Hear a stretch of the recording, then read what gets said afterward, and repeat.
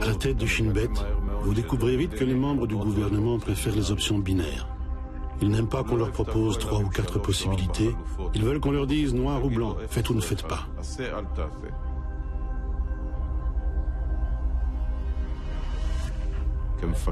Mais à mon poste de chef du Shin Bet, je ne vois que du gris, toutes les nuances de gris.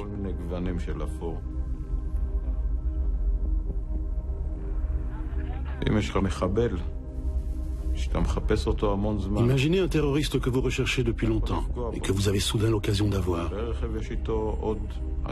Et dans sa voiture, il y a 1 ou 2 autres personnes dont vous ne savez pas si elles font partie ou non de son réseau.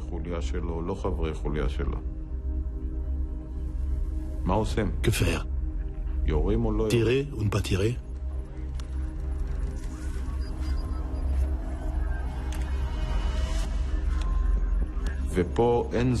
Il faut agir vite. La plupart du temps, on n'a que quelques secondes ou quelques minutes pour prendre une décision. Des gens attendent que vous décidiez.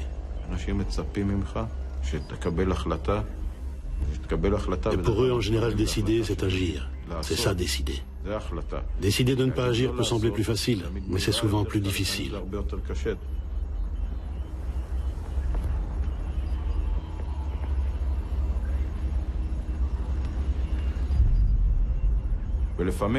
Parfois, on a décidé d'agir, et même si tout s'est bien passé, que personne n'a été touché à part les terroristes, soudain le temps s'arrête. La nuit, le matin en se rasant, chacun a son moment privilégié pour ces choses-là, pendant les vacances.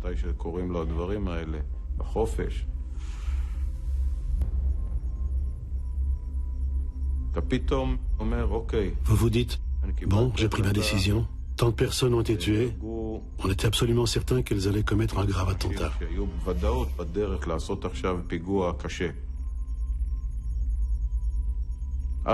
Personne d'autre n'a été touché. Une intervention parfaite, une frappe chirurgicale. Et pourtant, vous vous dites, il y a quelque chose de pas naturel dans cette situation. Et ce qui n'est pas naturel, c'est ce pouvoir que vous avez de prendre 3 personnes, même si ce sont des terroristes, et de leur ôter la vie comme ça, en une fraction de seconde.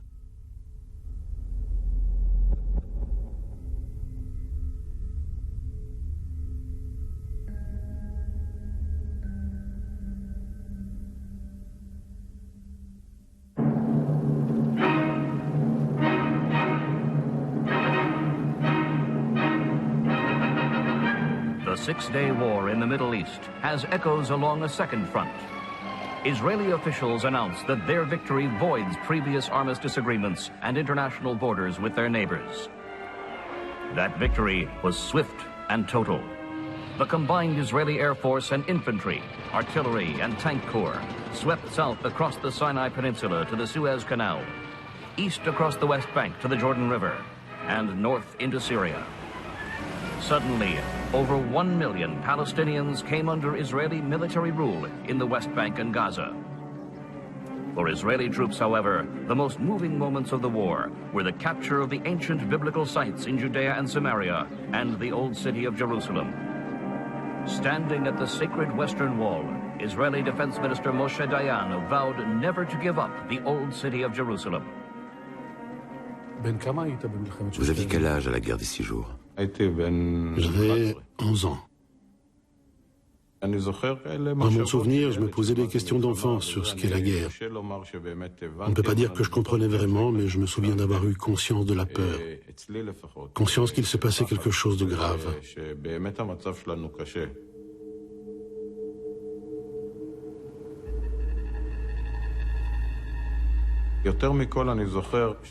Je me souviens surtout d'un livre. Je l'ai lu je ne sais combien de fois. Il s'intitulait « Si Israël avait perdu la guerre ». Il décrivait le scénario, pas très engageant, de ce qui se serait passé si nous avions perdu la guerre et que les Arabes avaient occupé Israël. Ce que nous serions devenus. Il est resté gravé dans ma mémoire et ça m'a beaucoup marqué. C'est une question à laquelle j'ai souvent pensé, étant enfant.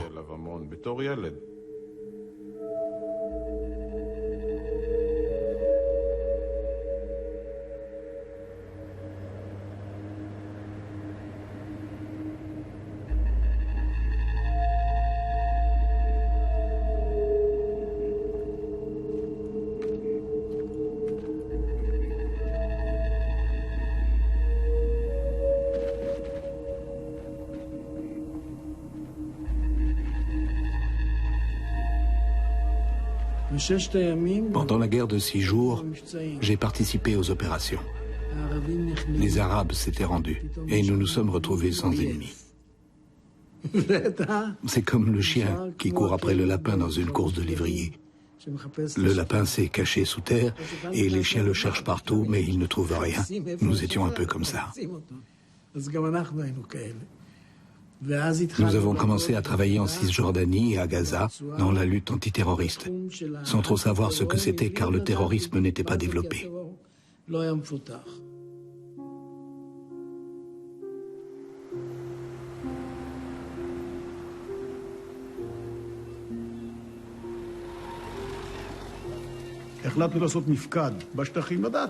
Nous avons décidé de faire un recensement dans les territoires pour savoir combien d'habitants il y avait à Jabalia, à Tchati, etc. C'était très important. D'ailleurs, ça nous a servi plus tard et pendant des années. Vous savez ce que c'est? On appelle des réservistes, on les forme en vitesse. On leur dit, vous frappez à la porte. On vous demande, Min al-Bab, qui est là? Vous répondez, Jesh, les soldats. Etchebetku, que voulez-vous? Jina Larsiku, on vient vous recenser. C'est tout, une dizaine de mots d'arabe. Une unité de réservistes arrive et frappe à la porte. On leur demande « Min al-Bab ». Qu'est-ce que les soldats répondent ? « Jesh », comme on leur a appris. « Etchebetku, que voulez-vous ? Jina Narsiku ». Mais là, ils se trompent. Au lieu de prononcer Narsiku avec le H sans point, sans bidule au-dessus, ils le prononcent comme avec un point. La différence, Jina Narsiku sans point, c'est « on vient vous recenser ». Avec un point, ça devient « on vient vous castrer ».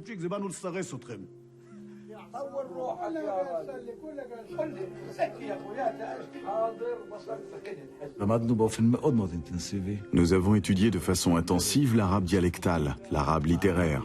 Nous avons appris à lire les caractères d'imprimerie et l'écriture cursive. Quiconque a suivi sérieusement les cours d'arabe du Shin Bet connaît parfaitement l'arabe. Il comprend l'arabe parlé, il sait lire entre les lignes, il sait déchiffrer le message d'un agent.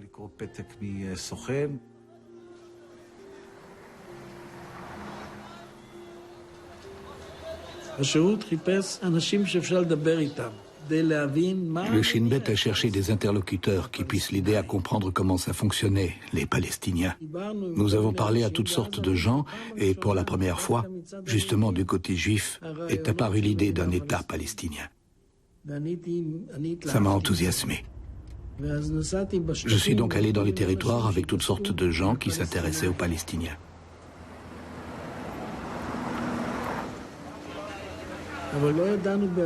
Mais nous ne savions pas trop dans quel sens travailler, car nous n'avions reçu aucune directive de nos supérieurs. Quel était le but à atteindre? Sans directive du gouvernement, tu es comme dans l'histoire du lapin, tu cherches.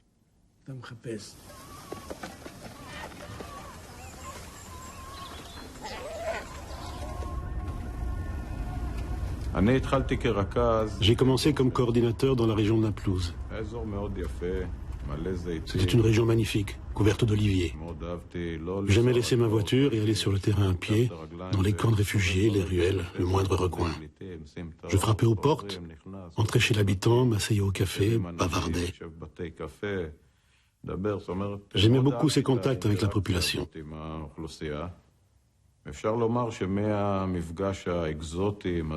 Mais au-delà de ma rencontre exotique avec des oliveraies, le paysage, les paysans, j'étais plongé au cœur du problème palestinien. Je travaillais dans les camps de réfugiés. Tu découvres soudain ce que c'est un réfugié. En y réfléchissant davantage, tu comprends que tu n'es pas un simple spectateur. Tu n'es pas venu faire l'état des lieux avant de repartir. Tu contribues activement à la situation. Au début, tu t'abrites derrière ton rôle dans la sécurité. C'est le côté le plus confortable. עוצר הוטל על אזור הקסבה בחברון, שם נרצח חייל של משמר הגבול הישראלי וחברו נפצע. השניים היו בסיור שגרתי ברחוב כשלפתע נשמעו יריות. אחד מאנשי המשמר נפצע והשני פתח ברדיפה אחרי היורים. מאוחר יותר הוא נמצא הרוג במקום זה.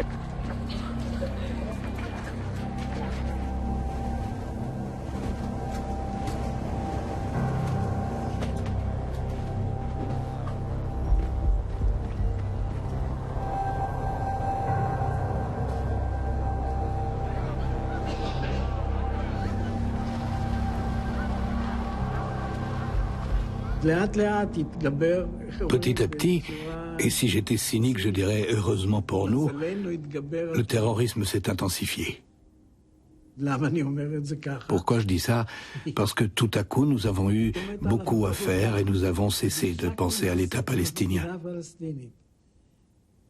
Vous comprenez ce que je veux dire? Bien sûr, je comprends. Et du moment où nous avons cessé de penser à un État palestinien pour ne plus penser qu'au terrorisme, le terrorisme s'est sophistiqué, et nous aussi. Il y a eu de plus en plus de choses à faire à Gaza et en Cisjordanie, et même à l'étranger. Et nous avons oublié la question palestinienne.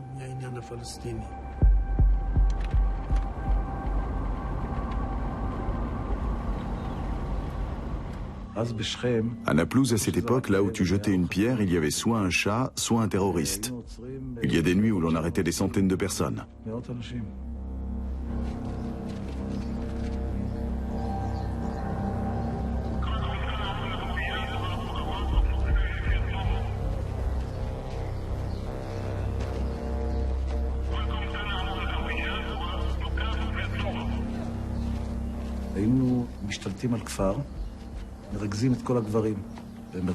On rassemblait tous les hommes sur la place du village, près de la mosquée ou dans la cour de l'école.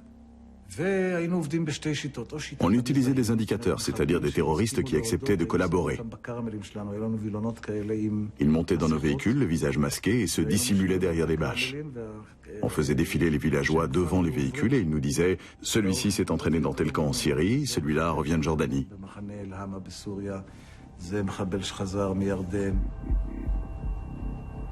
Ils ne collaboraient pas tous, mais en général, on obtenait un bon paquet d'informations.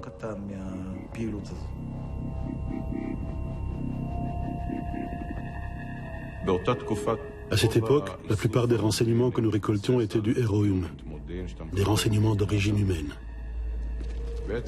On les obtenait de deux manières, soit par des agents, soit en interrogeant les prisonniers.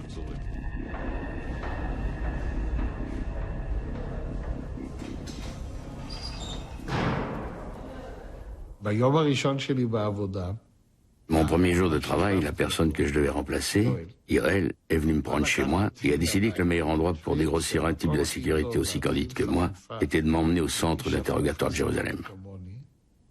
C'est là que je me suis initié au renseignement.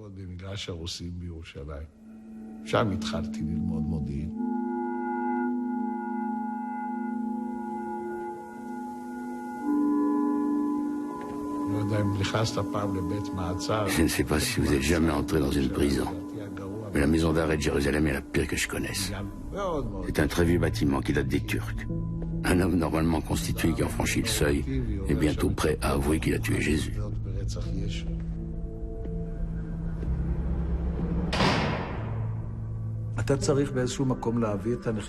Tu dois exercer sur le suspect une certaine pression.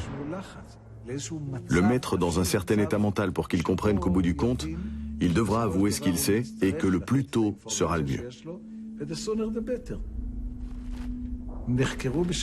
Le Shin Bet a interrogé des dizaines, voire des centaines de milliers de personnes.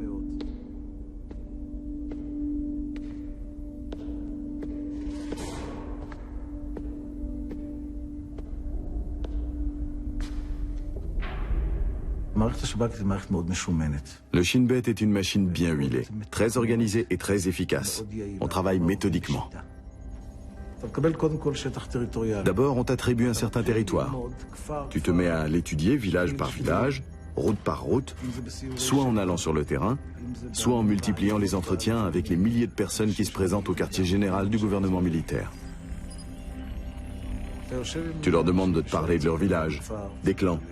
En fonction du nombre d'habitants d'un village, des clans influents, des institutions, tu parviens à cibler la personne que tu veux recruter.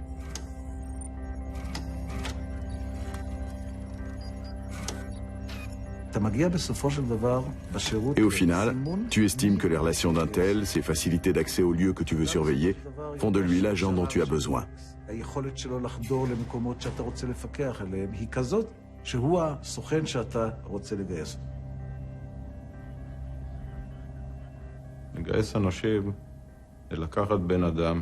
Recruter un agent, c'est sélectionner quelqu'un qui a priori ne t'aime pas. Et lui faire faire des choses qu'il n'aurait jamais cru être capable de faire.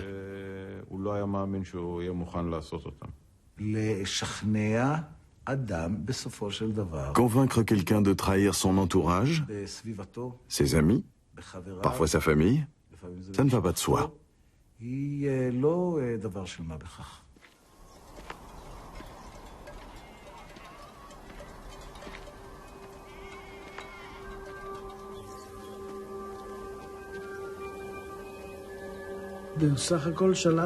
Nous avons réussi à maîtriser le terrorisme.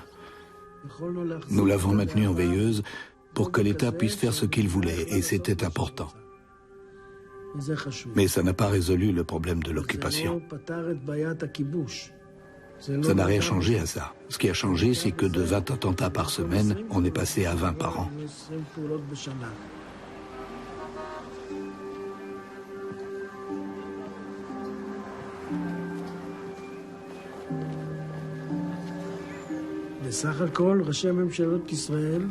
Les premiers ministres d'Israël se sont succédés, mais aucun ne s'est jamais intéressé au peuple palestinien.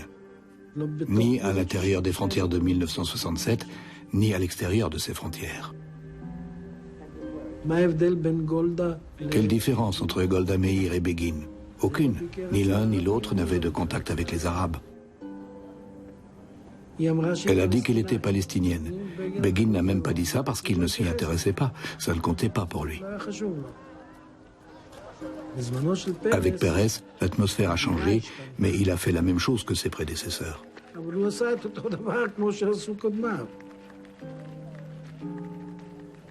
Et l'occupation a continué. Oui, Perry nous montrait ses graphiques.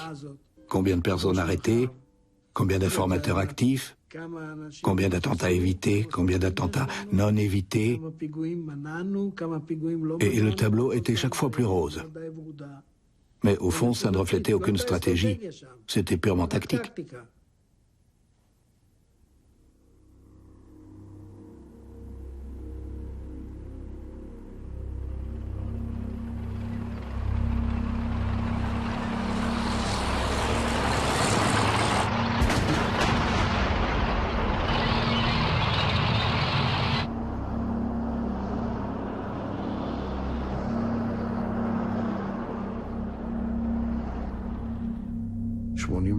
En 1982, ce fut l'opération Paix en Galilée.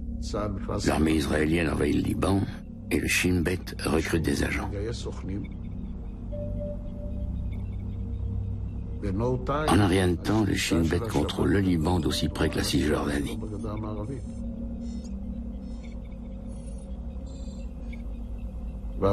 C'est Avraham Shalom qui est à la tête du Shin Bet. Et c'est à cette époque que le Mossad, qui avait été longtemps le champion du renseignement, est supplanté par le Shin Bet. Aux yeux du Premier ministre, d'abord Begin, ensuite Shamir, Avraham Shalom est l'homme le plus important du système de sécurité du pays. Et je crois que ce qui s'est passé avec Shalom, c'est qu'il s'est cru tout permis. Shalom n'inspirait pas le respect, mais la crainte. On avait peur de lui. C'était un homme fort, combatif, intelligent, têtu, intransigeant et sans pitié. Si quelque chose lui déplaisait, les têtes ne tardaient pas à voler.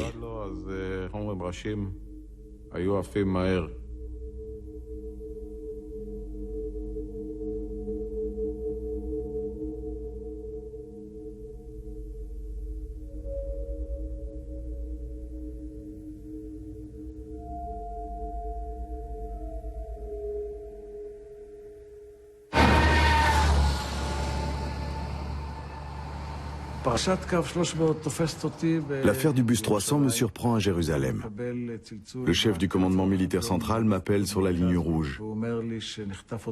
Il me dit qu'un bus de la ligne Tel Aviv-Ashkelon a été détourné et qu'il se dirige vers Gaza. Il est déjà pris en chasse par des hélicoptères. Le bus est intercepté à Daïr el-Bala, dans le district que je contrôle. On m'appelle à l'aube pour m'informer de la situation. Le bus a été maîtrisé par l'armée et 2 terroristes ont été emmenés pour être interrogés. J'allume aussitôt la radio et j'apprends que tous les terroristes ont été tués. Je dis à ma femme, cette histoire sent mauvais. Pouvez-vous raconter ce qui s'est passé cette nuit-là? Vous recevez un coup de fil, on vous dit qu'un bus a été détourné. Je ne me rappelle plus. D'ailleurs, j'étais à Haïfa. Oui. On m'a dit, un bus a été détourné, venez. J'y suis allé.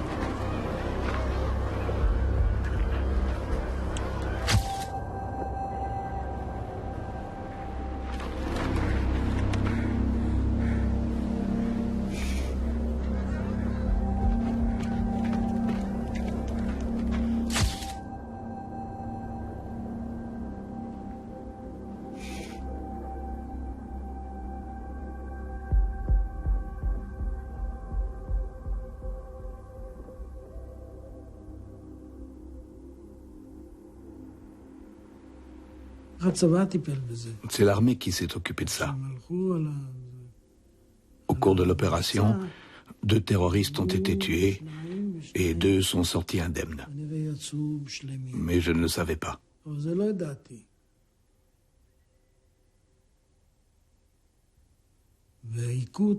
Ils ont été tabassés à mort, tous les 2. Puis le Shin Bet les a récupérés et j'ai demandé à Ehud qui avait dirigé les opérations dans quel état ils étaient. Il m'a dit ils sont pratiquement morts.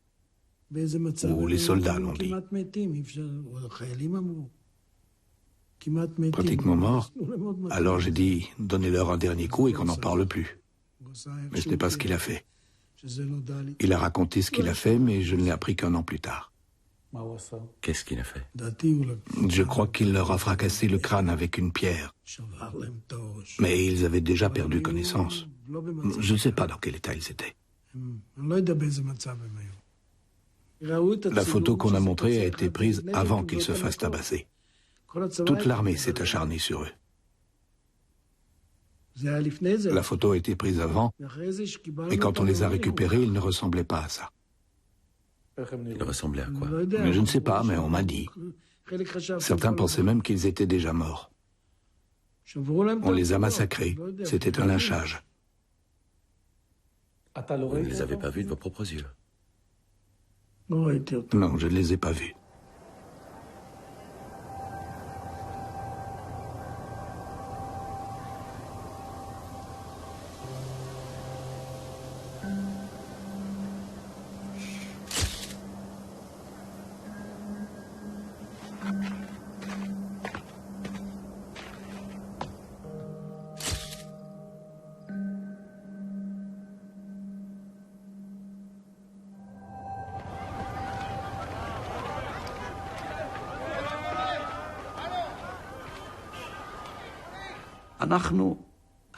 Nous avons tué un terroriste qui avait les mains liées et qui ne représentait plus aucune menace.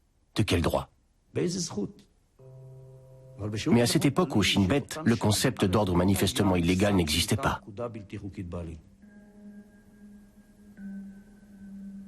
Le Shin Bet a commis une faute, mais il n'est pas le seul. Le cabinet et le Premier ministre ont commis une faute car ils sont responsables du Shin Bet.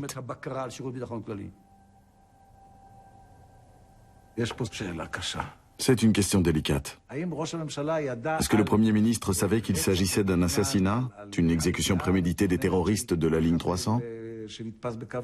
Ou bien cela relevait-il de la seule compétence du chef du Shin Bet de faire une telle chose ou de prendre une telle décision? Dans quel cas Shamir vous donnait-il la permission de tuer? Il y a eu un cas ou deux où je n'ai pas pu le joindre et où on a dû le faire. Faire quoi? S'occuper de terroristes qui s'apprêtaient à commettre un attentat ou autre chose, ou qui avaient commis un attentat. Il m'avait dit, si tu ne réussis pas à me joindre, décide seul. Quand avez-vous compris que vous deviez démissionner?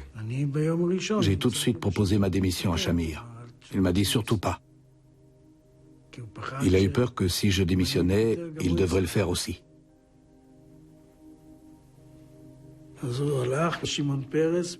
Il est allé voir Shimon Peres et Rabin, le ministre de la Défense.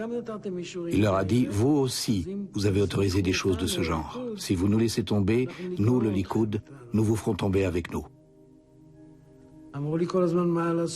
Ils n'ont pas cessé de me dire quoi faire, comment répondre. Je ne faisais rien sans concertation avec eux. Je n'imaginais pas qu'après un an de concertation, ils s'en laveraient les mains et diraient « Nous ne savions rien ». Depuis, j'ai cessé de prendre les hommes politiques au sérieux. Pourquoi? Parce que j'ai vu que c'était des gens à qui on ne pouvait pas faire confiance. Ils abandonnent le blessé sur le champ de bataille. Et vous êtes le blessé? Pas seulement moi, tout le Shin Bet. Les agents du Shin Bet se sont dit, on nous appelle à toute heure du jour et de la nuit tout au long de notre vie pour des missions dont certaines sont en marge de la loi, certaines à la limite de la loi, et d'autres parfaitement légales, mais personne ne nous soutient.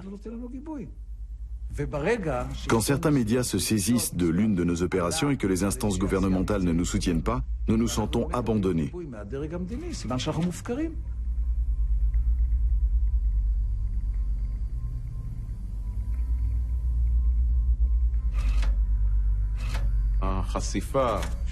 L'affaire du bus 300 a révélé beaucoup de choses. Et au Shin Bet, nous avons pris conscience que nous n'étions pas tout puissants. Il y a des lois au-dessus de nous. Et cette idée a commencé à faire son chemin dans les esprits.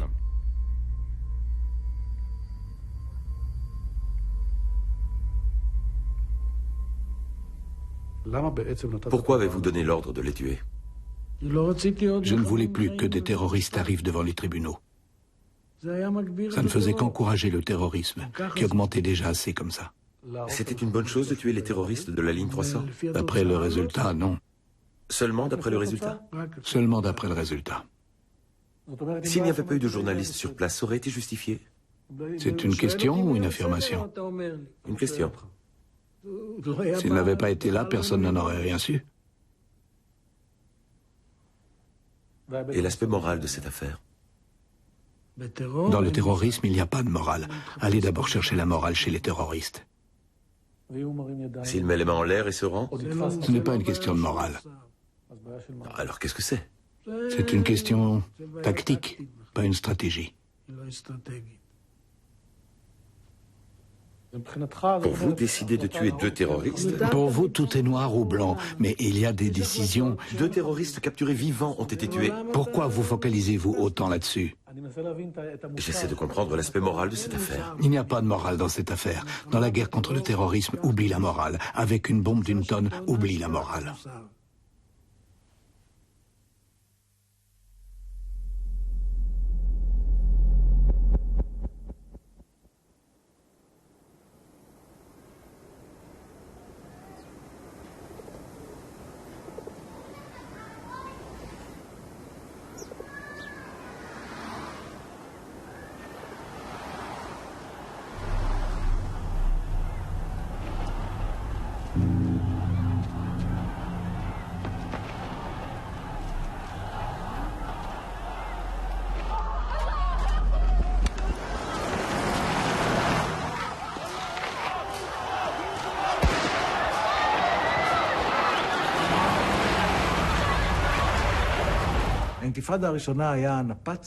La première intifada a été le détonateur qui a fait exploser ce bureau avec toutes les charges d'explosifs, car c'était un mouvement spontané. Un peuple s'est soulevé et a voulu faire la révolution et nous mettre dehors.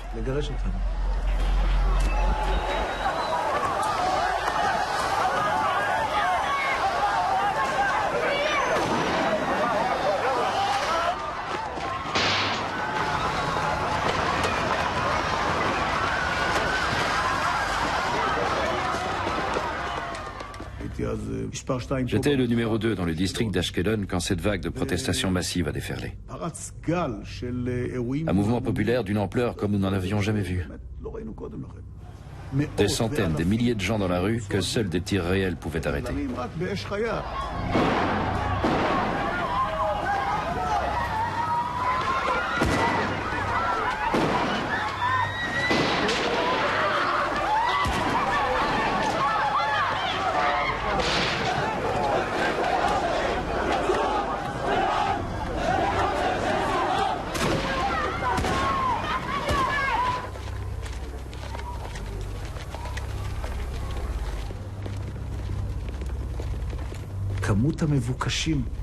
La liste des gens recherchés par le Shin Bet était sans doute à l'époque la plus longue de l'histoire des services secrets dans le monde. Ils se comptaient par centaines et par milliers dans toutes les zones, dans tous les districts.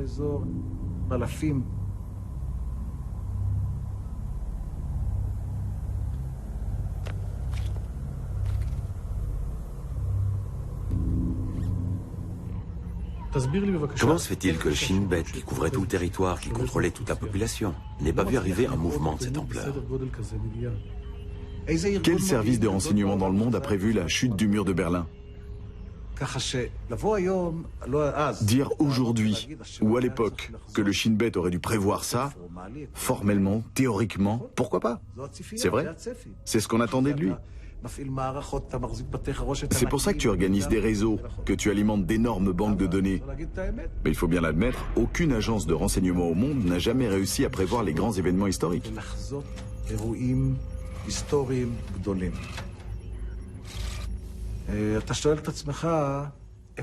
Tu te dis, où me suis-je trompé? Trompé non pas du point de vue de celui qui contrôle le terrain, mais en te demandant plutôt, devrais-je laisser ça arriver? N'aurais-je pas dû partir avant qu'ils me disent « dehors » ? Mais ce sont des questions plus philosophiques que pratiques. Ce sont les plus intéressantes. Oui, mais la plupart du temps, tu ne peux pas leur donner de réponse définitive. Je n'ai pas besoin de réponse définitive. Je sais qu'il y a eu de nombreuses occasions depuis 1967. C'est facile à dire maintenant, mais c'est déjà ce que je pensais plus ou moins à l'époque, où nous aurions dû conclure un accord et nous retirer.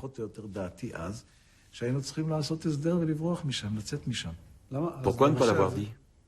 Nous avons tous nos opinions, mais le chef du Shin Bet n'est pas mandaté pour aller dire au Premier ministre s'il faut discuter ou non avec les Palestiniens.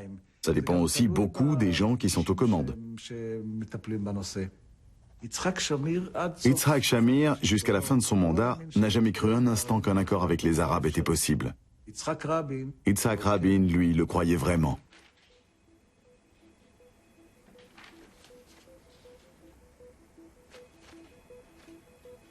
אם אנחנו רוצים פעם לתת סיכוי רציני לפתרון הבעיה הפלסטינאית-ישראלית, היום זה הזמן, והפרטנר הוא אש"ף שהוריד מעצמו את אותם דברים שבגללם תיעבתי אותו.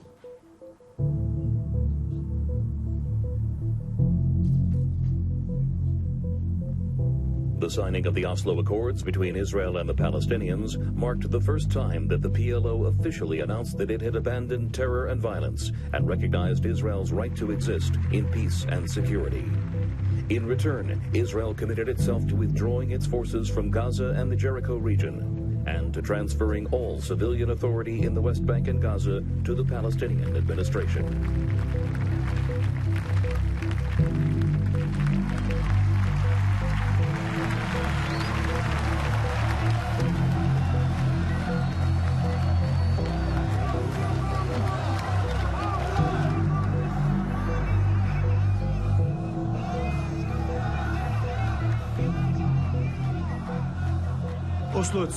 Pour nous, Oslo a surgi du jour au lendemain.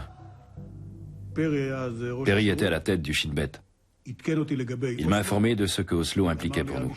Il m'a dit, « Avi, il faut sans tarder parler avec les gens du Fatah et régler la question des suspects recherchés, car il sera impossible de continuer à les traquer quand l'accord aura été signé à Washington. »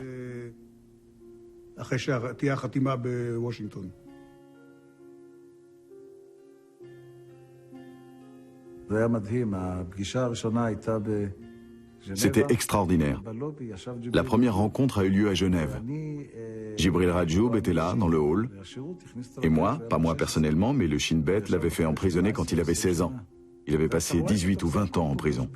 Finalement, tu rencontres des êtres humains dont le désir de paix, la volonté de vivre en paix, la volonté de trouver un accord ne sont pas moins forts que le tien.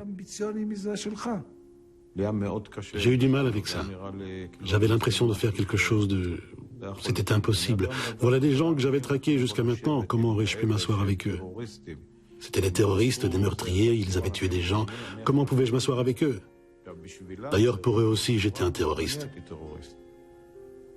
C'est son point de vue, le point de vue du Palestinien. Il te regarde en disant « Toi aussi, tu es un terroriste ». Tu te dis « Comment ça? Qu'est-ce qu'il veut dire ?» Puis tu comprends que le terroriste des uns est le résistant des autres.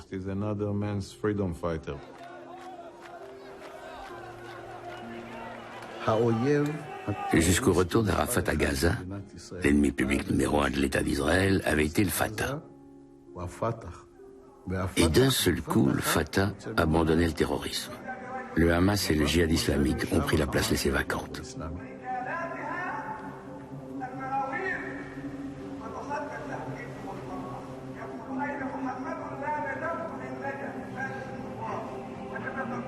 Nous nous demandions sans cesse comment les Palestiniens allaient se comporter, à quel point ils s'engageraient dans la lutte contre le terrorisme, dans les régions dont ils étaient désormais responsables. Une autre question se posait, comment prévenir le terrorisme alors que nous n'étions plus sur le terrain?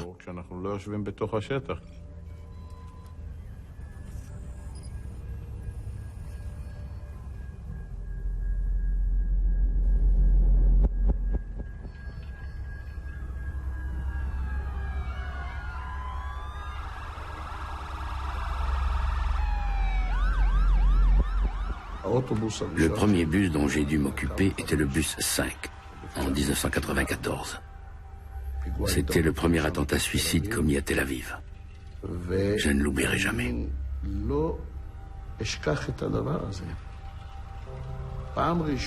Pour la première fois de ma vie, je n'arrivais pas à me détacher de cette vision d'horreur, de la puanteur des corps calcinés. Je ne l'oublierai jamais. Après, ça m'est passé. J'ai vu beaucoup d'autres autobus et ça m'est passé.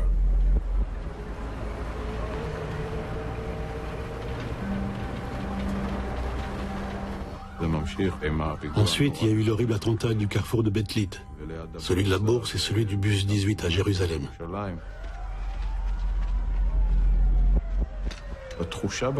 Chaque fois qu'il y a un attentat qu'au Shin Bet nous n'avons pas su prévenir, nous éprouvons un profond sentiment d'échec et de frustration, d'autant plus fort que l'attentat était plus meurtrier.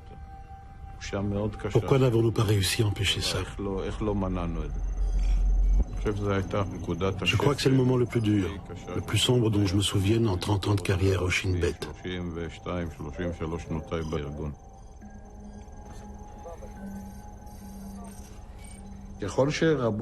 Avec l'augmentation du nombre des attentats suicides et l'implication croissante du Hamas, le besoin de recourir à des moyens de pression physique modérés s'est davantage fait sentir. Interroger des membres du Hamas ou du djihad islamique est beaucoup plus difficile. Un homme prêt à sacrifier sa vie, que ce soit ou non pour les vierges du paradis, il n'a rien à perdre.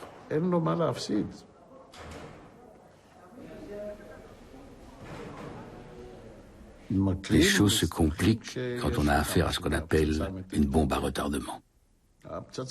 Une bombe à retardement, c'est le cas où vous détenez des renseignements sur un attentat qui risque d'avoir lieu, un attentat suicide ou autre. Enfin, en tout cas, des gens risquent d'être tués, et que la seule façon de les confirmer est de savoir où, quand et comment, et de soutirer ces informations à la personne que vous interrogez.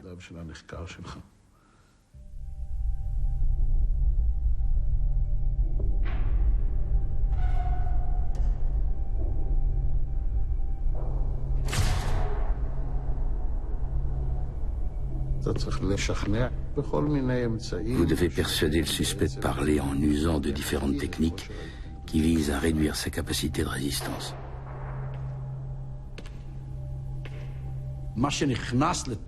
Dans l'éventail des pressions physiques, il y avait la privation de sommeil, l'obligation de rester assis, menotté dans une position douloureuse, humiliante ou épuisante.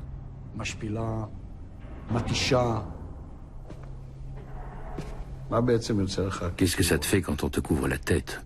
Tu es dans l'obscurité totale et tu perds le sens de l'orientation. Tu ne sais pas ce qui t'entoure, tu entends, mais tu ne sais pas ce qui t'entoure. Et les secousses?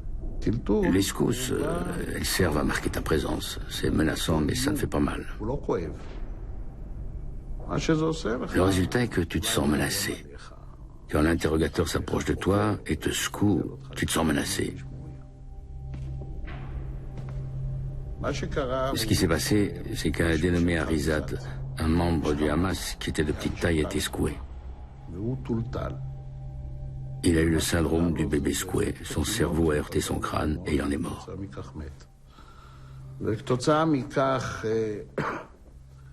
À la suite de ça, nous avons eu de sérieuses discussions. Moi, le chef du Shin Bet, et Michael Ben Yair, le ministre de la Justice, qui était d'avis que ces pratiques n'étaient pas morales et qu'il fallait les interdire. De mon côté, je lui ai fait valoir qu'avec ces méthodes, nous étions parvenus à prévenir 90% des attentats suicides et que sans cela, nous tomberions à seulement 70%. Ce qui signifiait que davantage d'Israéliens seraient tués. Entre nous deux, il y avait le Premier ministre qui devait trancher. Un jour, il s'est même mis en colère et il s'est levé tout rouge en criant à Ben Yair: « Tu me dis toujours ce que je n'ai pas le droit de faire. Dis-moi une fois pour toutes ce que j'ai le droit de faire. »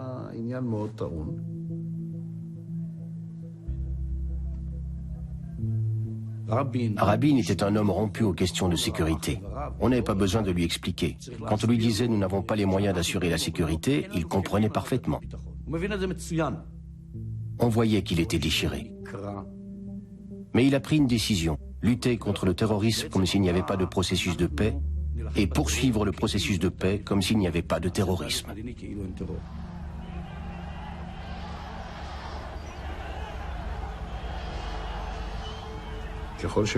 Alors que les attentats se multiplient, la droite, et pas seulement l'extrême droite, descend dans la rue pour protester contre les accords d'Oslo. C'est exactement ce qu'espérait le Hamas. Et ça a marché.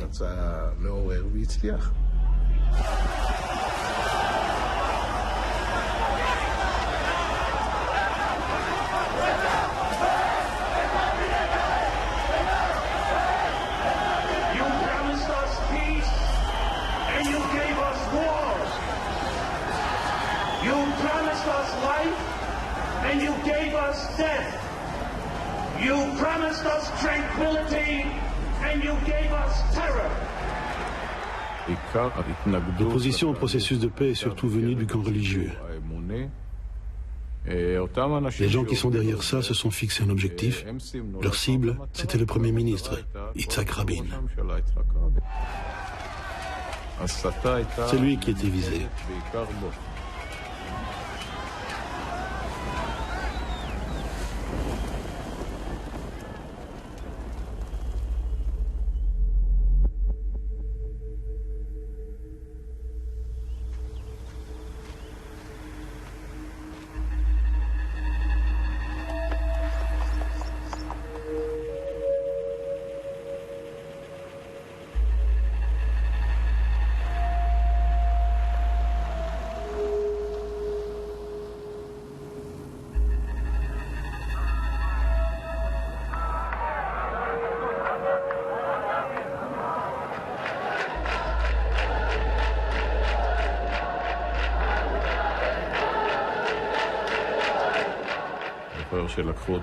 Je m'en souviens, j'étais jeune appelé. C'était l'été 1974. On nous a envoyés en Samarie pour arrêter les premiers colons qui voulaient s'installer à Sébastia. On se tenait la main pour former un front de soldats. On a pris pas mal de coups de la part des colons en furie qui voulaient s'installer là-bas. Ça ne m'avait pas plu du tout. Les colonies illégales se sont implantées en dépit des décisions ou contre les décisions gouvernementales. Mais il n'y a pas un seul gouvernement qui ne les ait pas acceptées ou au moins tolérées.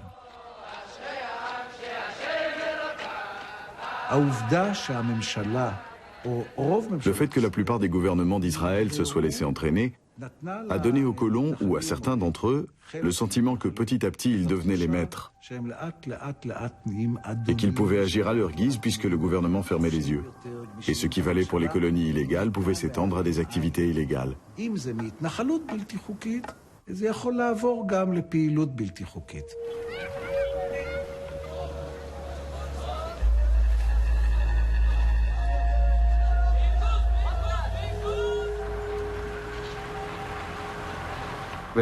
En 1980, un groupe du Fatah a attaqué des fidèles à la sortie d'une synagogue de Hébron.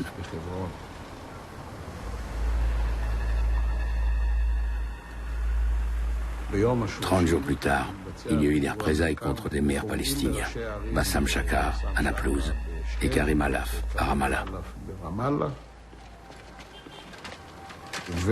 Et un démineur de l'armée a perdu la vue en désamorçant la bombe découverte dans la maison d'Ibrahim Tawil, le maire d'Al-Biré.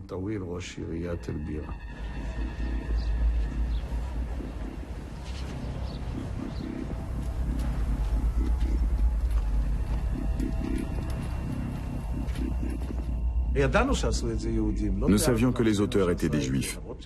Même si l'hypothèse avait été évoquée, nous ne pensions pas que ça venait d'une faction rivale. Tu vérifies ce que tu as sur les juifs et tu constates que tu n'as aucune piste. Tu te rends compte que tu as un problème. Qu'il y a une faille dans le système de renseignement. Nous avons mobilisé toutes nos unités opérationnelles. Elles ont fourni des dizaines de milliers d'heures de travail. Au bout de 6 mois, nous approchions du but. Nous avions identifié les coupables. Un groupe très idéologique, des gens très haut placés. Certains sont même des dirigeants, les dirigeants de leur communauté. À ce titre, ils ont leurs entrées chez le Premier ministre. On les voit au Parlement, dans les ministères. Les ministres sont leurs amis. Ils font partie de l'establishment, des personnalités respectables de l'État d'Israël. La seule façon de coincer cette bande était de les prendre sur le fait.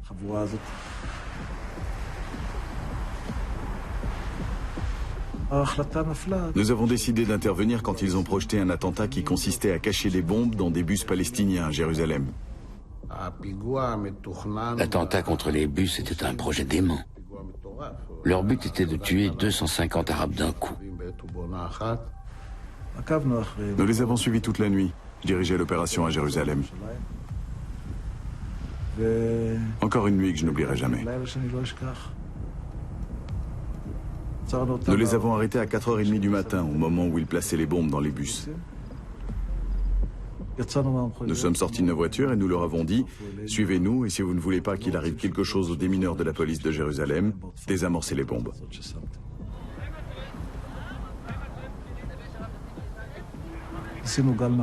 Au cours d'une première vague d'arrestations, nous avons interpellé 17 personnes. En poursuivant nos investigations, nous avons découvert que depuis 1978 ou 1979, ils préparaient un attentat au mont du Temple. Ils voulaient faire sauter le dôme du rocher.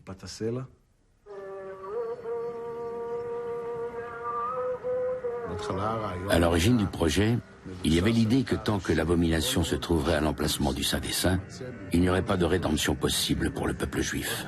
Il fallait donc détruire le dôme. Ils ont confectionné des bombes avec un explosif très sensible, le Semtex, d'après les plans de Menachem Livni, qui était un véritable génie de l'explosif.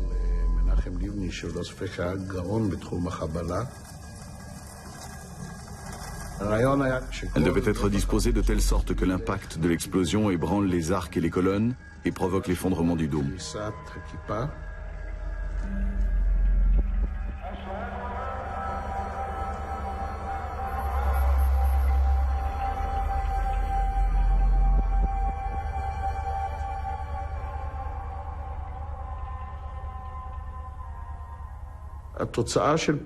La destruction du dôme aurait eu pour conséquence, et ce serait toujours le cas aujourd'hui, une guerre totale de tous les pays musulmans. Non seulement les pays arabes, non seulement l'Iran, mais aussi l'Indonésie, contre l'État d'Israël. Sans parler de la mise en danger des minorités juives du reste du monde. Et ces gens décident de faire ça, convaincus par la croyance mystique de livrer la bataille de Gog et Magog, qui doit précéder la venue du Messie et la restauration du royaume d'Israël.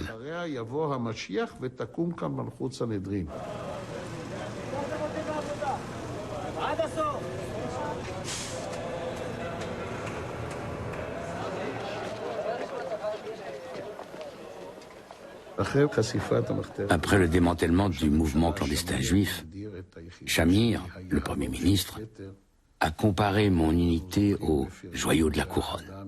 Nous avons reçu des félicitations et des éloges de partout. Puis les groupes de pression ont commencé leur travail. Les coupables ont été jugés et 3 d'entre eux condamnés à la perpétuité.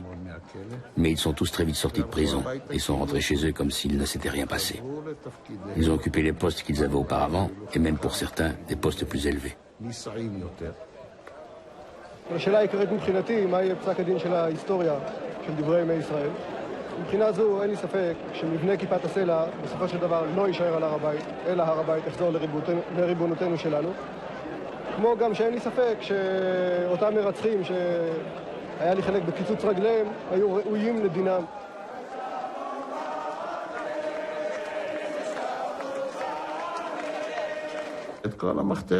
Tous les membres du mouvement clandestin juif ont été libérés par le Parlement israélien. Le décret de grâce du mouvement clandestin juif a été signé par Yitzhak Shamir, le premier ministre du gouvernement d'Israël. Il ne s'agissait pas de quelques membres de l'opposition. Au début, c'était « Oh là là, ils ont enfreint la loi, ils ont assassiné des gens, ils voulaient mettre le pays à feu et à sang ». Puis c'est devenu « Nous sommes de la même chair et du même sang ». Et qui a été délégitimé? Le Shin Bet.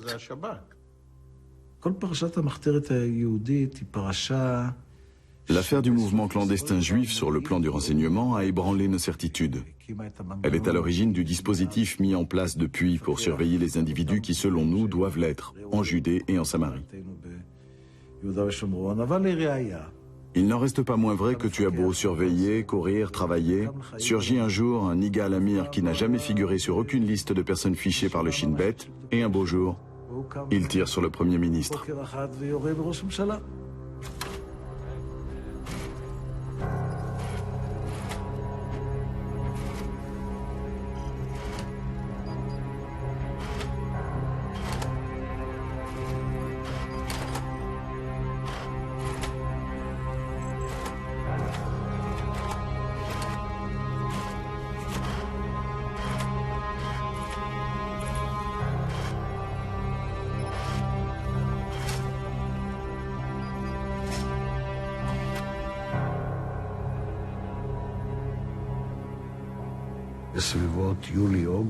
C'est au cours de l'été 1995 que je l'ai senti. Le risque que le Premier ministre soit assassiné augmentait.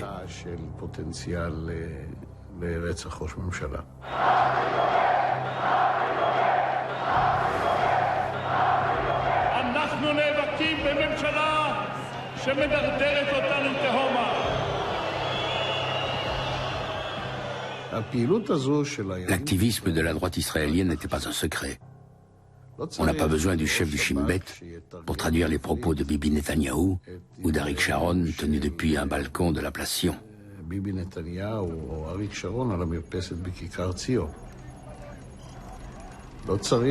On n'a pas besoin du chef du Shin Bet pour expliquer à la population et au Premier ministre la signification d'un cercueil dans une parodie d'enterrement à Ra'anana.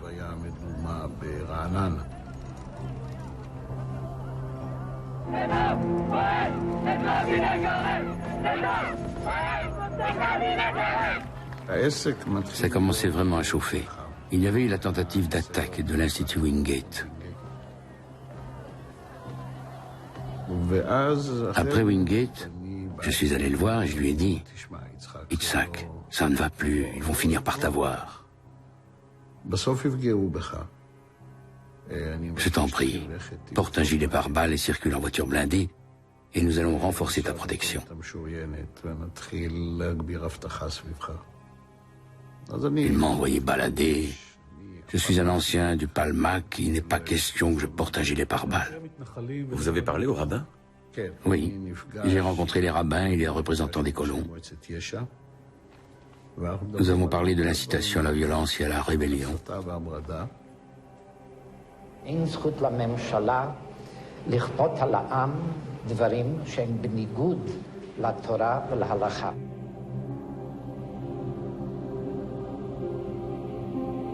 אתם כאן, בהתייצבותכם בעצרת הזאת, מוכיחים שהעם באמת רוצה בשלום ומתנגד לאלימות.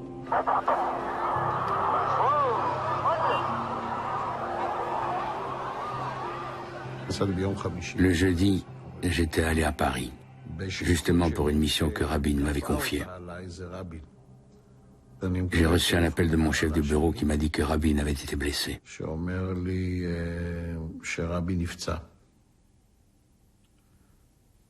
J'étais en état de choc, mais il y avait beaucoup de monde et je devais me tenir.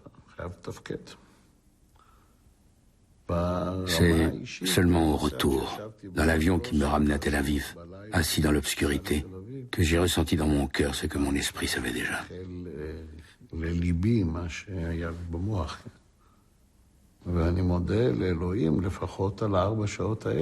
Je remercie le ciel pour ces 4 heures qui m'ont permis d'admettre la perte d'un homme qui était à mes yeux extraordinaire.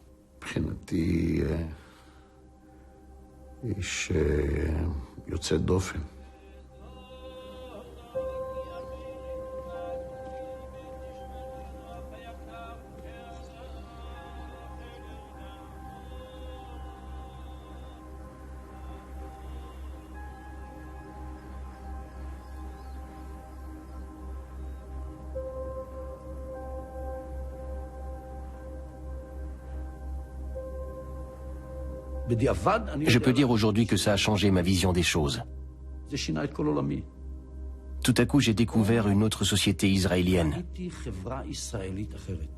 Je n'avais pas conscience de la profondeur de la fracture, de la haine, de l'abîme qu'il y avait entre nous, entre les différentes façons de concevoir l'avenir. Qu'avons-nous en commun qui rend notre existence ici possible? Que sommes-nous venus faire ici? Qui voulons-nous être en vivant ici?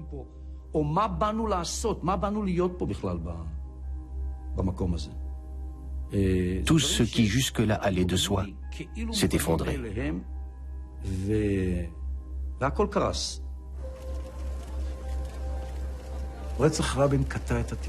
L'assassinat de Rabin a tué l'espoir. Il a montré clairement qu'un misérable petit assassin avec un revolver de rien du tout pouvait anéantir tous nos espoirs, briser le processus de paix et changer le cours des choses.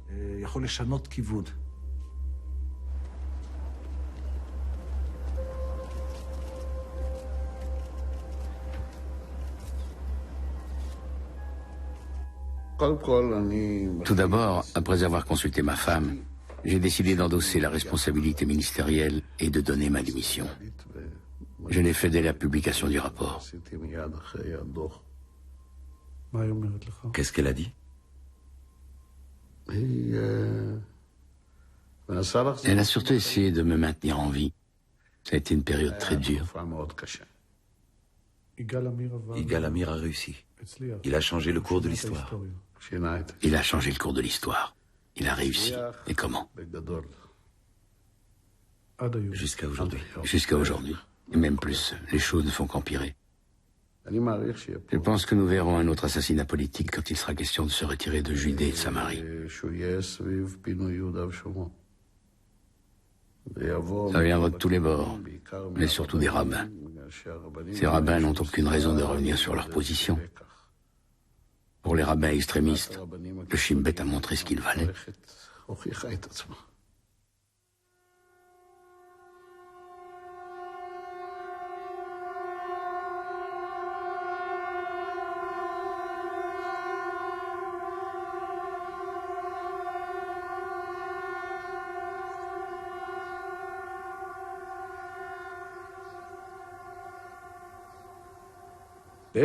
C'est l'assassinat de Rabin qui m'a poussé à entrer au Shin Bet.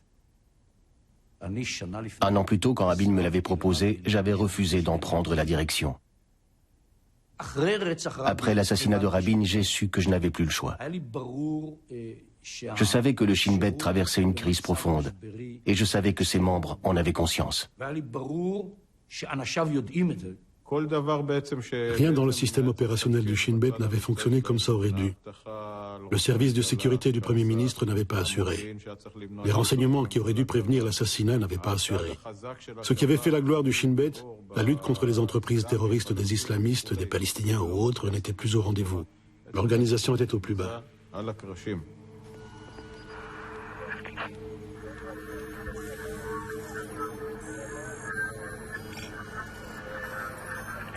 Nous avons pris conscience de nos lacunes et compris que beaucoup de choses devaient être développées.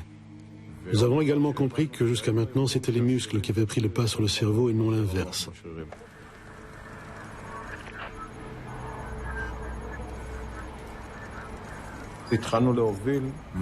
Nous avons engagé des réformes pour faire passer le centre de gravité de notre organisation des actions de terrain vers les têtes pensantes installées dans les bureaux et penchées sur les écrans.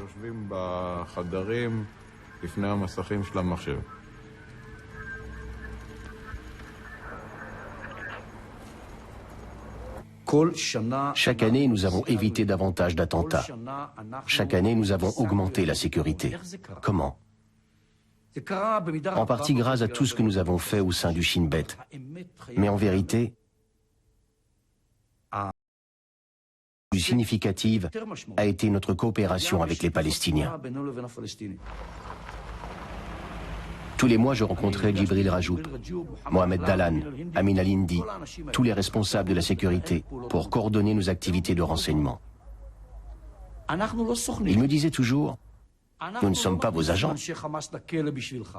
Nous n'arrêtons pas des membres du Hamas pour vous. Nous le faisons uniquement parce que notre peuple croit qu'au bout du compte, viendra le jour où nous aurons notre propre État aux côtés d'Israël. Si nous cessons d'y croire, ne comptez plus sur nous.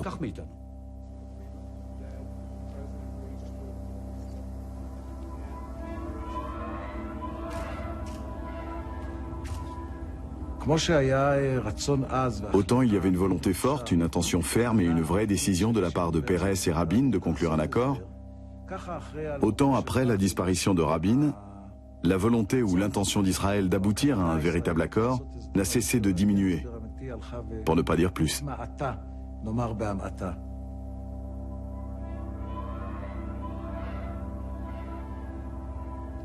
Plus personne n'était de bonne foi. Ni du côté palestinien, ni du côté israélien. Nous voulons la sécurité, mais nous récoltons le terrorisme. Ils veulent un État, mais ils voient les colonies se multiplier. Au début du processus d'Oslo, fin 93, début 94, il y avait 100 000 colons en Judée, Samarie et Gaza. Et je n'inclus pas les quartiers de Jérusalem. 6 ou 7 ans plus tard, l'été 2000, quand le processus s'interrompt, ils sont plus de 220 000.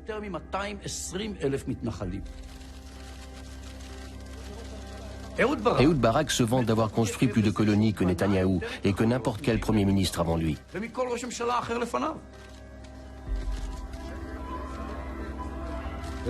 C'est pourquoi la question n'est pas de savoir s'il y a un partenaire.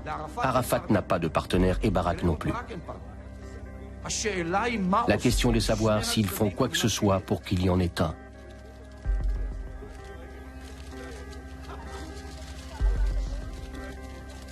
Il était clair que nous allions vers une autre intifada, vers une nouvelle vague de violence au sein d'un groupe, d'une société, d'un peuple qui considère qu'il n'a plus rien à perdre.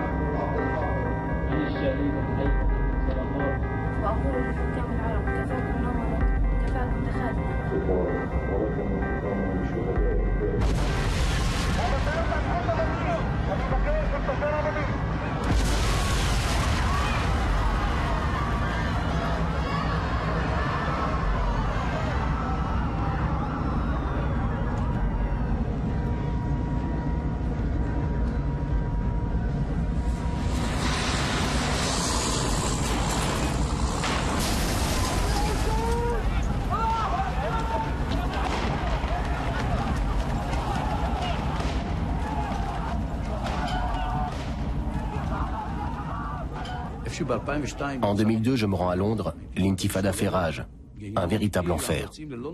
Nous allons à Londres, un groupe d'Israéliens et un groupe de Palestiniens, pour voir si on peut faire quelque chose. À un moment donné, je suis en train de me faire un café et un Palestinien que je connais s'approche de moi. Il s'appelle Iyad Sarraj, c'est un médecin psychiatre. Il me dit, « Ami, nous avons fini par vous vaincre. » Je lui réponds, « Tu es fou, comment ça nous vaincre? Des centaines d'entre vous se font tuer, à ce rythme-là, ça va se compter en milliers. Vous allez perdre le peu d'État que vous avez et ce sera la fin de votre rêve, d'avoir un véritable État. Alors de quelle victoire parles-tu? » Il me dit, « Ami, je ne te comprends pas. Et tu ne nous comprends toujours pas. Pour nous, la victoire, c'est de vous voir souffrir. C'est tout ce que nous voulons. Et plus nous souffrirons, plus vous souffrirez. Au bout de 50 ans, nous avons enfin atteint l'égalité des forces, l'équilibre. »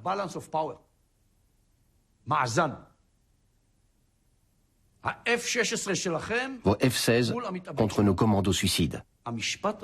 Cette phrase de Iyad Sarraj a été pour moi comme une révélation. J'ai compris tout à coup le phénomène des commandos suicides. J'ai interprété nos réactions de manière différente. Combien d'opérations avons-nous menées parce que nous avions mal? Parce que quand on fait sauter nos bus, ça fait vraiment mal et nous voulons nous venger. Combien de fois l'avons-nous fait?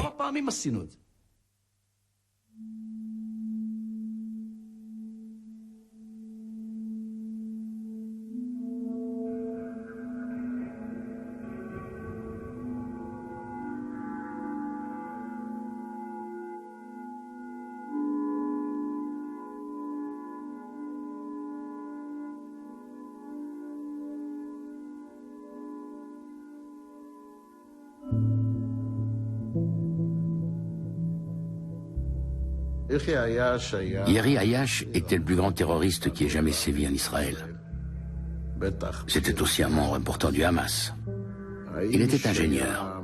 Il savait fabriquer des bombes à partir d'explosifs improvisés, comme des ceintures d'explosifs pour faire sauter des bus.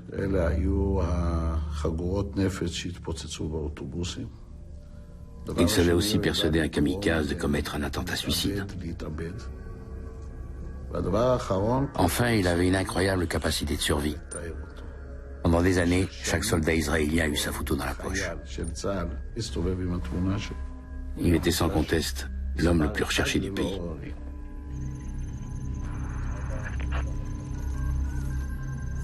Yeri Ayash avait quitté la Samarie pour Gaza. Ça nous a pris un peu de temps pour le localiser avec précision.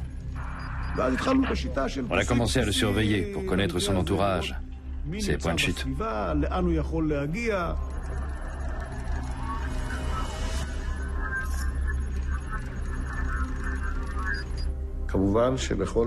Chacun a son talon d'Achille. Le point faible de Yeri Ayash, c'était sa femme et son fils. Après avoir longtemps vécu seul à Gaza, il leur a demandé de venir le rejoindre. Nous l'avons appris et j'ai décidé de les laisser entrer à Gaza.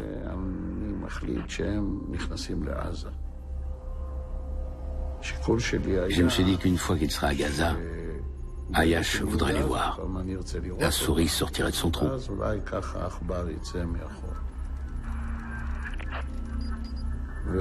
Puis nous avons su que son père lui manquait beaucoup. Comment avez-vous su qu'il voulait parler à son père? En écoutant. Une source humaine? Les rumeurs arrivent jusqu'à nous. Il n'utilisait jamais de téléphone portable. D'autres appelaient pour lui. Après des semaines, il s'est laissé convaincre de parler quelques minutes à son père.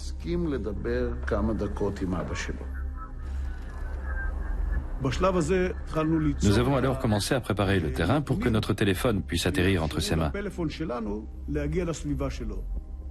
Puis nous sommes passés à la phase suivante, qui consistait à transformer en bombe un téléphone inoffensif. Le Shin Bet a des experts en technologie, des experts capables de faire d'un petit appareil un engin puissant. Pas une puissance de communication, mais une puissance d'explosion. Comme il nous était difficile d'entrer directement en contact avec Ayash, nous avons eu recours à un intermédiaire. C'est lui qui lui a donné le téléphone.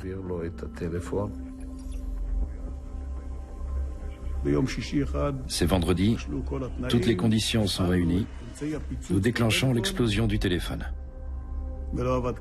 Et ça ne marche pas. On a passé 8 mois à mettre ça au point et tout s'écroule sous nos yeux.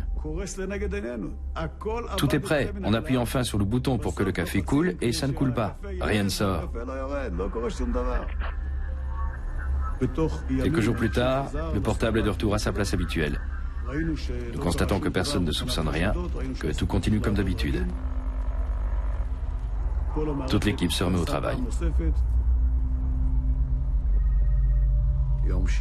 Un vendredi matin, Iri Ayash reçoit un appel de son père. L'opérateur identifie la voix de Ayash et nous prévient. Quelqu'un appuie sur le bouton. Le téléphone explose. Iri Ayash le tenait contre l'oreille. Il est tué sur le coup. Personne d'autre n'est atteint et les gens qui étaient au rez-de-chaussée n'ont même pas entendu l'explosion. L'opération avait été menée en coopération avec l'armée de l'air. C'était du beau travail, très propre, élégant. J'aime ce genre d'opération. C'est beau, c'est propre.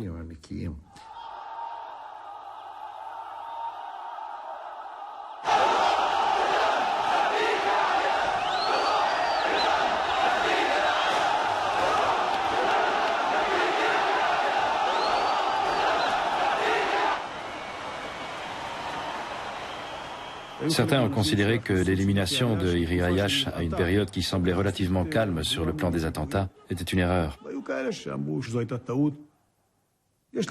Quand tout semble calme, on se dit « Ah, nous venons de réveiller l'eau qui dort ».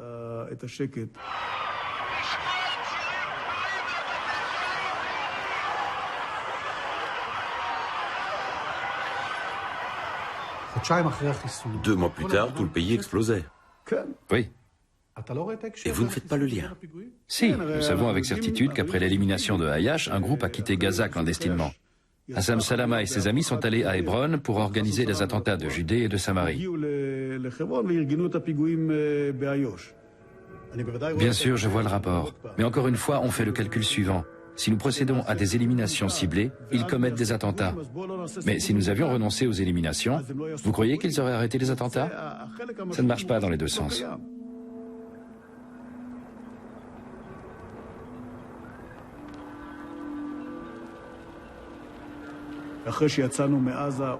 Après notre retrait de Gaza, il n'était plus possible d'y pénétrer par surprise, avec une équipe réduite qui fasse le boulot et revienne saine et sauve.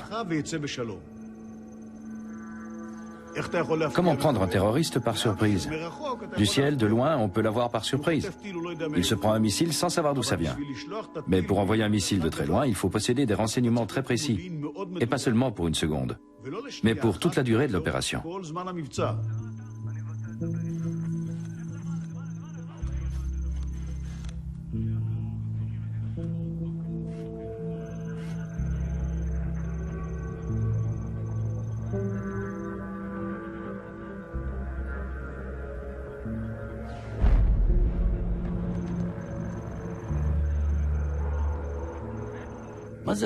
Qu'est-ce qu'une élimination ciblée? Quel maillon de la chaîne devons-nous briser? Nous sommes prêts à blesser, à tuer s'il le faut quiconque s'apprête à nous tuer. Mais ceux qui gravitent autour de lui, ceux qui préparent les explosifs, ceux qui les transportent, ceux qui organisent, ceux qui collectent les informations, ceux qui se contentent de donner l'idée, ils ne tuent personne. Ils prêchent une idéologie qui à terme engendre la guerre sainte et cause la mort d'Israéliens.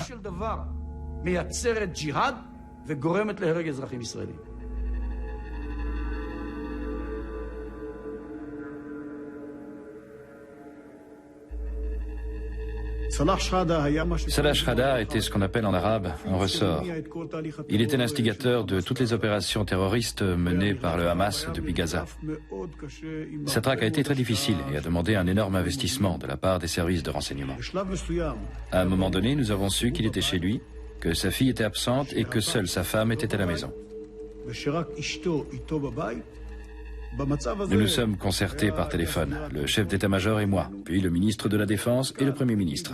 L'armée de l'air a largué une bombe d'1 tonne au-dessus de la maison.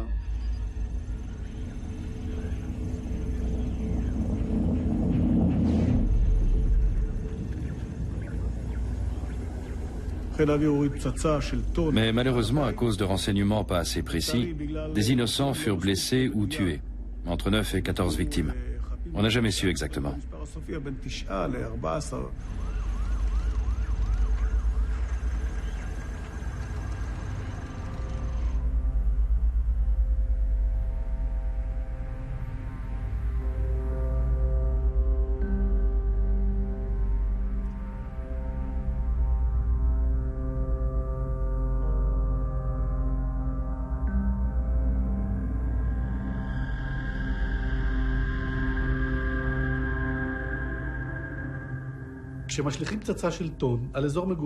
Quand on lâche une bombe d'1 tonne au-dessus d'un quartier densément peuplé, c'est absolument certain que des innocents... Non, ce n'est absolument pas certain.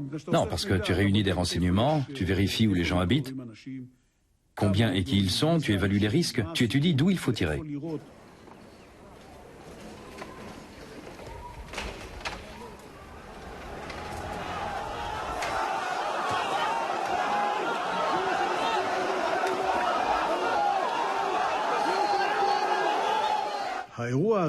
Cet événement, à cause de ses conséquences en termes de dommages collatéraux, nous a valu des critiques.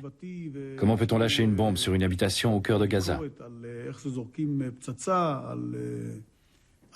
Quelqu'un m'a posé la question aux États-Unis.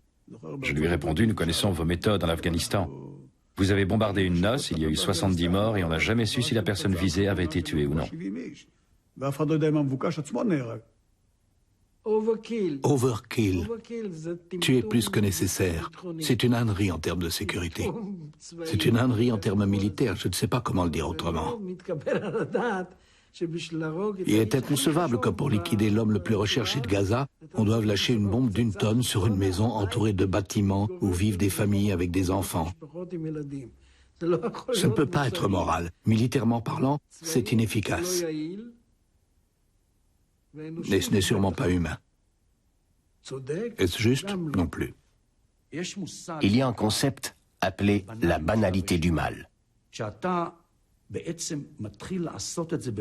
Quand tu commences à faire ça en masse, quand 200 ou 300 personnes ont trouvé la mort à cause de ce qu'on appelle élimination ciblée, ce procédé se transforme en travail à la chaîne et tu te demandes de moins en moins où tu vas t'arrêter.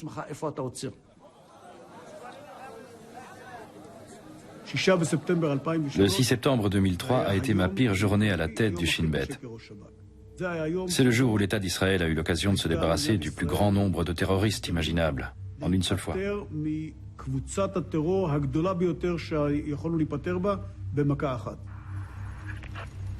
Nous avions des renseignements très sûrs et très précis sur une réunion de tous les dirigeants du Hamas. Il n'y en avait jamais eu, et comme il n'y en aura jamais plus. Une douzaine de personnalités devaient se réunir. Le dessus du panier, la crème de la crème. Ou si tu préfères, la merde de la merde. Ils étaient tous là.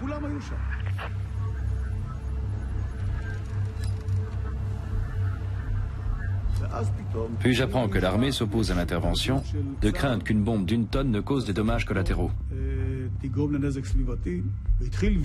S'ensuit une vive discussion et au bout de plusieurs heures, le Premier ministre se laisse convaincre de renoncer à l'attaque. Je rappelle le Premier ministre pour le convaincre, lui dire qu'il n'est pas pensable de renoncer. On finit par se mettre d'accord sur un quart de tonne. Le compromis se base sur des probabilités. L'immeuble a 2 niveaux. Si la réunion a lieu à l'étage, un quart de tonne tuera tous ceux qui s'y trouvent. Si elle a lieu au rez-de-chaussée, un quart de tonne ne tuera personne.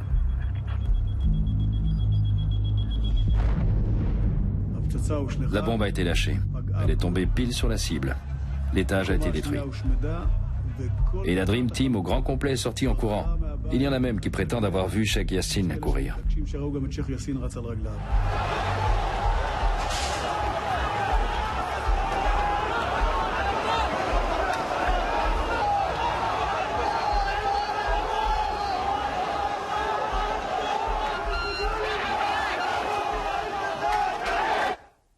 Voilà le cas par excellence où tu comprends non pas que tu as raté ton coup, mais que tu as pris la mauvaise décision. Nous avons commis cette erreur à cause de ce qui était arrivé à Salah Shrada, et nous en avons payé le prix avec la Dream Team. Ça nous a ensuite pris un temps fou pour attraper certains participants, notamment Sheikh Yassine. Dieu sait combien de dommages certains nous ont encore infligés avant que nous réussissions à les descendre. D'autres courent toujours et continuent à nous nuire.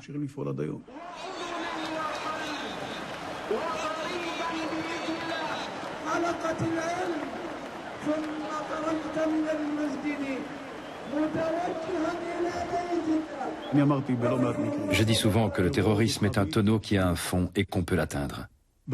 Tu n'as pas besoin de tuer les terroristes jusqu'au dernier. Il te suffit d'atteindre une masse critique pour dissuader les autres.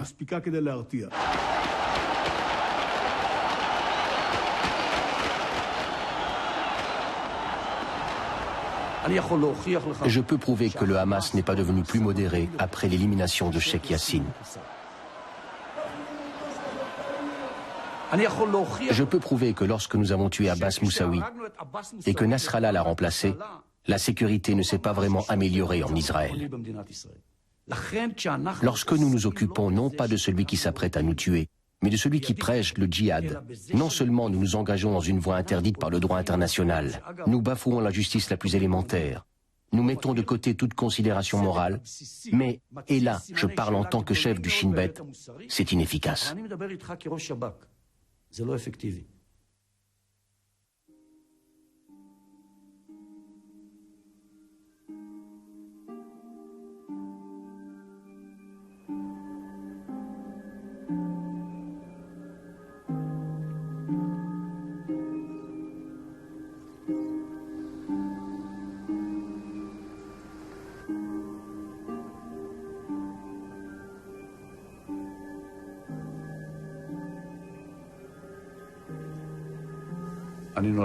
Je suis né sur les bords du lac Tibériade. J'ai grandi dans la maison des enfants comme tous les enfants des kibboutz de l'époque. J'ai eu une enfance magnifique. Je savais qu'à Jérusalem, il y avait une maison et qu'au deuxième étage de cette maison, il y avait un long couloir, qu'au bout du couloir, une porte, et que derrière cette porte, il y avait un homme sage qui prenait les décisions, qui pensait. Mes parents l'appelaient le vieux. Des années plus tard, après la guerre de Yom Kippour, je suis allé à Jérusalem. Je suis entré dans la maison. Je suis monté au deuxième étage, mais j'ai vu qu'au fond du couloir, il n'y avait pas de porte. Et que derrière cette porte absente, il n'y avait personne qui pensait pour moi.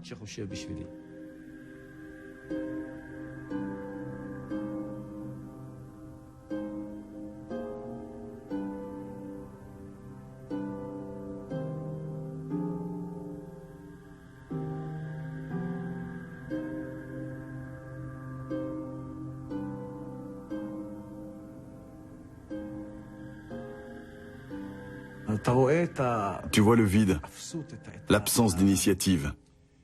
Cette façon de laisser les choses aller à volo sans que jamais personne ne s'arrête et dise « Maintenant ça suffit, soit on prend cette voie-ci, soit on prend cette voie-là ». On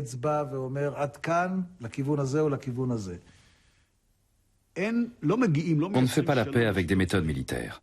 La paix se construit sur la confiance. Quelles que soient les initiatives militaires qui ont pu précéder, la paix doit reposer sur des relations de confiance. Moi qui connais bien les Palestiniens, je pense que ça ne devrait pas être si difficile d'instaurer avec eux une véritable relation de confiance. Israël ne peut pas s'offrir le luxe de ne pas parler avec ses ennemis. Tant que ce sont eux qui ne veulent pas nous parler, nous n'avons pas le choix. Et quand c'est nous qui ne voulons pas leur parler, nous commettons une erreur. Vous êtes pour parler avec tous les interlocuteurs possibles? Oui, tous. Même s'ils sont insolents, je suis prêt à continuer. Il n'y a pas d'alternative. À quoi? À se parler.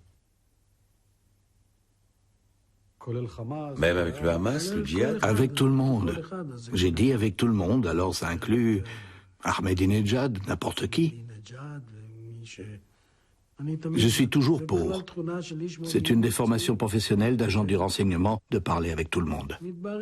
Ça clarifie les choses. Je vois que tu ne manges pas de verre pilé, il voit que je ne bois pas de pétrole. C'est comme ça. Je voudrais vous lire un texte de Yeshaya Leibovitch, un opposant farouche à l'occupation, écrit en 1968, un an après la guerre des 6 jours.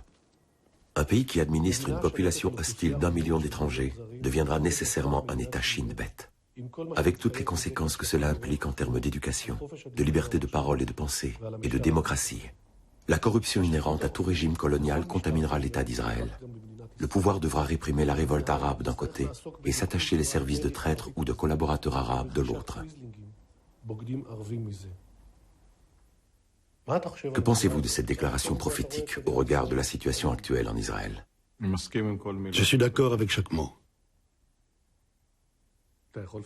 Pouvez-vous développer? Je ne crois pas que ce soit nécessaire. Chaque mot qu'il a écrit est gravé dans le marbre. Vous pensez que c'est une description exacte de la société israélienne? C'est une description exacte de la réalité telle qu'elle a pris forme depuis 1968 jusqu'à nos jours. Je n'irai peut-être pas jusqu'à parler d'un État Shin Bet, mais il ne fait aucun doute que la situation dans laquelle nous nous trouvons aujourd'hui vis-à-vis des Palestiniens ressemble beaucoup à celle que Yeshaya Leibovitch décrit.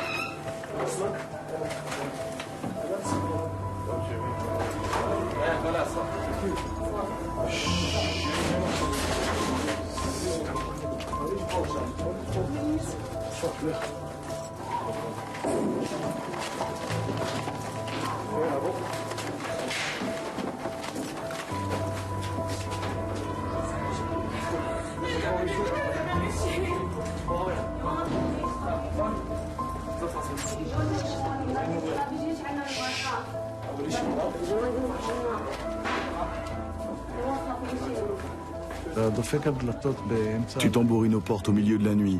Tu réveilles des familles en plein sommeil.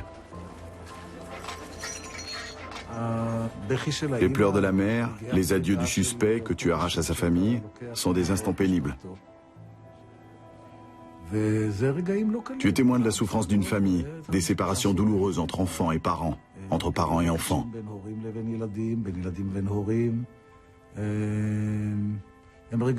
Ce sont des moments qui restent profondément gravés en toi.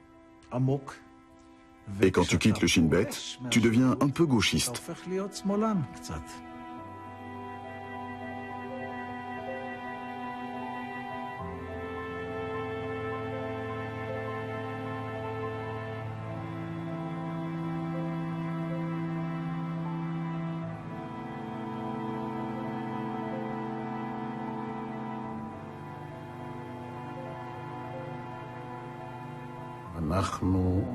Nous rendons la vie de millions de gens insupportable.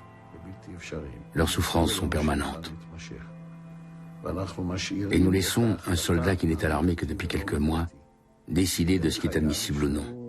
Dans le meilleur des cas, il a passé son bac l'année précédente.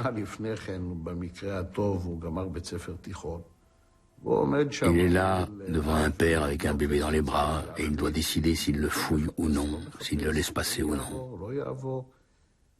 Ça me rend malade. Le futur est sombre. Noir est l'avenir. Le service militaire façonne la mentalité de toute la population. L'immense majorité de nos jeunes gens est incorporée dans l'armée. Ce qu'ils voient là-bas, c'est tout et son contraire. D'un côté, une armée qui se veut populaire, comme l'étaient les unités du Nahal, et de l'autre, une armée d'occupation cruelle, semblable à l'armée allemande pendant la Seconde Guerre mondiale.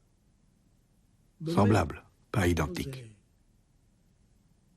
Et je ne parle pas de son comportement avec les Juifs, qui était tout à fait hors norme, avec ses spécificités.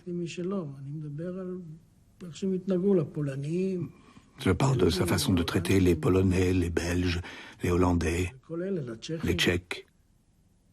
C'est un trait extrêmement négatif que nous avons acquis là. Nous sommes... J'ai peur de prononcer ces mots, alors je ne vais pas les dire. Nous sommes devenus cruels envers nous-mêmes, mais surtout envers la population que nous contrôlons sous prétexte de lutter contre le terrorisme. Clausewitz était un homme intelligent, bien qu'il ne fût pas juif, à moins que nous n'ayons pas encore découvert ses origines juives. Il a dit il y a presque 200 ans quelque chose que je déforme sûrement, le traduisant. Mais dans les grandes lignes, c'est la victoire et la capacité de créer une réalité politique meilleure. C'est ça, la victoire.